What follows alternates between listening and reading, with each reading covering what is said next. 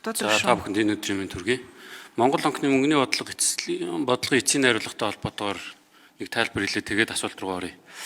Олон улсын валютын сангийн төлөөлөгчд Монгол банкны тэргүүн дэд ерөнхийлөгчтэй өмнөх 4 жилд нэг л удаа уулзсан. Англи хэлгүй учраас дахиж уулзах мэдээлэл солилцож чадаагүй одоо тэргүүн дэд ерөнхийлөгчөө томилохгүй бол гадны стандартууд нь төрүүлж яваад Монгол банкны хяналт шалгалттай холбоотой ажлууд нь унаад байгааг одоо Монгол улсын их хурлын дарга болон Монгол банк анхаарах хэрэгтэй шүү гэж хэлэх гэж түрүү. За одоо нэгдүгээр асуулт маань эрчим хүчний хүрээнд байгаа.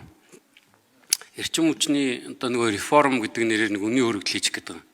Энийгээ энэ өмнөх 8 жилд хийж болоогүй юм уу?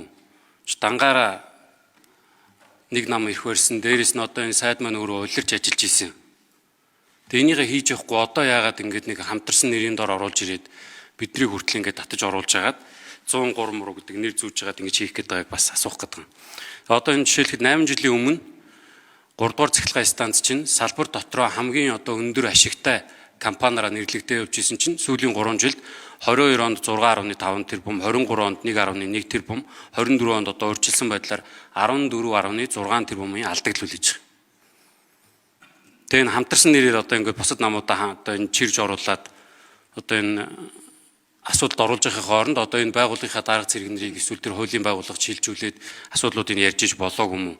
Одоо энэ манай ардчилсан намаас эрчим хүчний реформд орсон инхтвиа цэнгүүн гишүүд ч бас одоо энэ дээр одоо ижлэхэн санал байр суурьтай байгаа. Тэгээ одоо энийг жишээлхэд яг эрчим хүчнийхээ реформыг явуулна гэж байгаа бол төлөвлөгөө гаргаад энэ онд нэг 2-3%, эх онд 2-3%, магадгүй эдийн засаг сайжраад хоримтлал сайжирсан үед бол нэг 4-5% ч юм уу ингэ явж болдгоо мó гэж яг асуулт байгаад байгаа. Тэгээ энэ чинь одоо яг ингээд өмцөм явна гэж байгаа бол энэ 103-аас чинь нэрээ татж байна гэдэг бас хэлэх гээд байна. Тэгээ төсөвтэй холбоотой. Эдийн засгийн ангиллаар нь бол жишээлхэд одоо би нэг хэдэн тооцоо хийж үзсэн. Урсгал зардал дотор зөвхөн байр ашиглалттай зардал 23 он ороод өмнөх 7 жилийн дунд чинь жилд 283 тэрбум төгрөгсөн байна. 24 онд 577, 25 онд 863 тэрбум. Өмнөх оныхоос 50%, 23 ороод тэгээ өмнөх 7 жилтэйгээ харьцуулах юм бол 200% өсөж байгаа. Хангамж параметралын зардал 23 он ороод 7 жилийн дунд чинь 163, 24 онд 206 байсан, 25 онд 280 тэрбум буюу өмнөх оноос 31% өсөж байгаа. Эд огшил урсгал засварын зардал гэж байгаа. Өмнөх 7 жилийн дунд чинь 108, 24 онд 158, 25 онд 267. Бусдаар гүйцэтгүүлсэн ажил үйлчлэгээний төлбөрөөр хамжгээд 23 он хүртэл 7 жилийн дунд чинь 635 байсан. 24 онд 1 их 80 396 тэрбум. 25 онд 1 их 80 857 тэрбум. Тэгээ ингээд харахаар одоо энэ 24 оныхоор явах юм бол 2.6 их 80 төгрөг. Өмнөх 7 жилийн дунджаараа харьцуулаад харах юм бол 5.7 их 80 төгрөг хэмнэх боломжтой харагдаад байна. За энэ 3 дугаар асуулт нь болохоор одоо энэ салбар яамаар нь жишээ сая зүгээр нөгөө урсгал зардал нийт дүнгээр нь харж байгаа. Жишээлхэд энэ боловсролын зээлийн сан гэж нэг газар байгаа. Өмнөх 7 жилийн дунд чинь 48.5 тэрбум төгрөгний одоо зээл өгдөг гэсэн. Сүүлийн жил одоо буюу энэ 24 онд 124 тэрбум, 25 онд 176 тэрбум. Тэгсэн эргэн төлөлт нь 30 тэрбум. Тэгээ эргэн төлөлт хийгдэхгүй тэгээд нөгөө хэдэн дарга нар нь өөрсдөө эрх мэдэлд ойрхон байгаа хүмүүс нь госчдаг энэ сангийг одоо жишээлхэд 176 тэрбумаар зузаатах хэрэг байна. За тэгээд зарим асуудлууд нь одоо давхардаад байна. Татварын өнгөл чөлөөлөлт эдлүүлэх асуудлыг засгийн газар биш улсын хурал дээр ярих одоо асуудлууд нь. Тэгээ ер нь бол нөгөө дээгийнхаа тухай хуулинд өөрчлөлт оруулахгүй бол зардлуудаа хариуцлага ярих гэдэг. Даваагийн зөвхөн гişүн төсвийн тухай одоо ч хуулийг хамт өргөн мэдүүлсэн хууль тогтоолын төслүүдийг хилцэж байгаа тайлбар төсөвтэй холбоотой асуулт асууж шиг болох юм тий. Яг энэ бол эн чинь дагаж өргөн барил мэдүүлсэн хуулиуд байгаа шүү дээ. Тэр хуулиудын хүрээнд одоо хилцүүлэг явж байгаа. Энийн араас төсөв орж ирэх бах. Давсрын дарга хариулах уу? Яах вэ?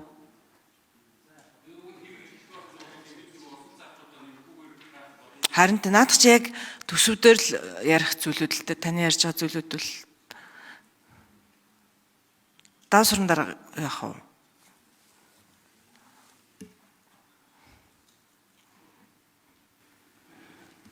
Тий, ер нь бол одоо дараагийн нөгөө 25 оны төсөв хэлцэхэд яг энэ асуудлууд урсгал зардал энэ хөрөнгө оруулалтын юм энэ төр бол яригдана. За ер нь зардлал ингээд би түрүү хэллээ шүү дээ 21 онд 11 их найд байснаа одоо ягаад 30 их найд болчихоо гэж. Тийм учраас төвшин гишүүнээр ахлуулаад бид нар бас яг энэ урсгал зардал дээр тодорхой хэмжээний бас ажиллаж үзсэн байгаа.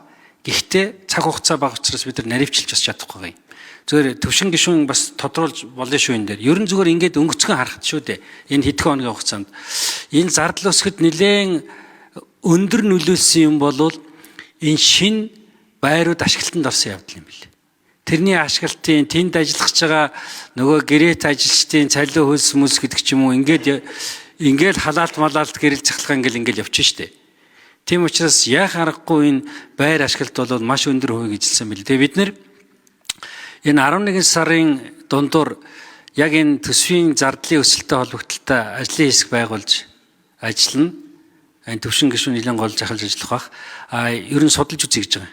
Энэ мөнгүүд ер нь хаашаа ороод байна, юу өсөд байна уу гэдэг дээр анализ хийнэ гэж үзэж. За эрчим хүчний хувьд бол нэг хэрэгдэг. Зүгээр эрчим хүчин дээр бол нэг ийм зүйлийг анхаарах хэрэгтэй. Энэ бол монопол үйлдвэр. Тийм учраас энийг үн чөлөөлнө гэдэг ойлголт бол байж болохгүй.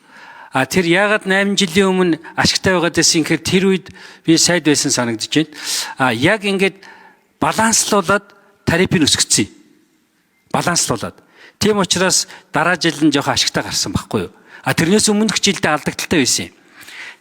Тэрнээс хойш үн чөлөөлөхгүй, үнийн тарифыг нэмэгдүүлэхгүй байсан учраас ингээ алдагдал нь өсөө явцсан байхгүй юу? Миний бодол ямар байдгийг гэвэл зүгээр яг тэр алдагдaltaгүй ажиллах хэмжээний тарифыг бариад тэгээд тодорхой хэмжээний шинжилгээ хэмжээний бас нэг үнийн өсөлтийн эн чинь зохицуулах хороо гэж байгаа шүү дээ. Тэр шийдээд ингээд явахгүй бол зүгээр ингээд чөлөөлөө хайчныг бол эн чинь асар том дарамт ирэх байхгүй юу? Тэгээ нөгөө талаас эрчим хүч шинжил хийх хэрэгтэй. Тэгвэл зөвхөн тариф юм биш. Тэгээ зардлаа бууруулах ёстой. Гадаадын станц дээр 200-300 хүн байхад манад яг 1000 хүн байгаа. Яг гадаадын дэд станц дээр хүн байхгүй байхад манад 20-30-аар байгаа юм. Тийм учраас тэрийг одоо автоматжуулах, ухаалаг болгох энэ бүх арга хэмжээг авж ээж өөрсдөө давхар ийм шинжилгээг хийж явахгүй бол зүгээр тариф өсгөөд иргэдийн нуруунд дээр одоо энэ ачааг өөрүүлнэ гэвэл бас тийм сайн зүйл биш. Тийм учраас энэ шинжилгээний асуудал хийгдэхэд энэ бүхт бол яригдаад явах баха гэж ингэж бодож байна. За тэр зээлийн сангийн ажлын хэсгээс хариулах байх.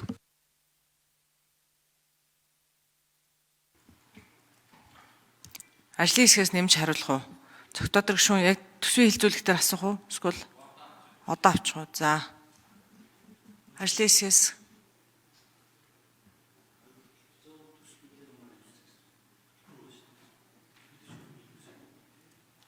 хэсгээс хэдэн номерын микрофон? Сангийн яамныхан.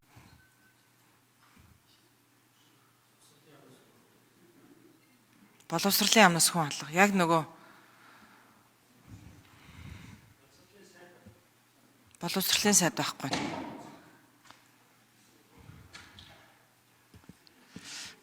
За боловсролын сайд хариулах нь зүйтэй байгаа. Яг төсөв хилцэж хахад цогтоодог гишүүнээ та дахиад асуучаач төгөө. Одоо эрхвч төсөв хилцэхэд байх байлгүй. За тэгээ зааж авахлан сайд. Гишүүний асуултанд би зөв ерөнхий мэдээлэл өгье. За тэр зээлийн боловсролын сангийн дээр бүтлгүйд нөхдүүдээс болоод дараагийн үеийн дараагийн одоо энэ оюутнууд энэ ирээдүйд болсон залуучууд бас хохирж үлдэж болохгүй.